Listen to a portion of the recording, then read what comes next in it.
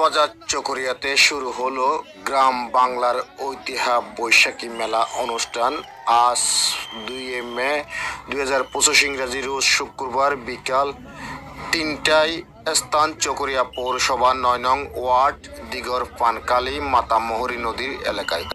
মেলায় উপস্থিত ছিলেন মোহাম্মদ এরশাদ, যুগ্ম সম্পাদক বিএনপি চকরিয়া পৌরসভা 9 নং ওয়ার্ড ও সভাপতি বৈশাখী মেলা পরিচালনা কমিটি, মোহাম্মদুল করিম, সাংগঠনিক সম্পাদক বিএনপি চকরিয়া পৌরসভা, SM নুরুল আলম, কন্ডাক্টর সভাপতি বিএনপি চকরিয়া পৌরসভা 9 নং ওয়ার্ড, আমির আলী, সাধারণ সম্পাদক বিএনপি চকরিয়া পৌরসভা 9 নং ওয়ার্ড, মোহাম্মদ এহসান, জামাত ইসলামী আমির চকরিয়া পৌরসভা 9 নং ওয়ার্ড।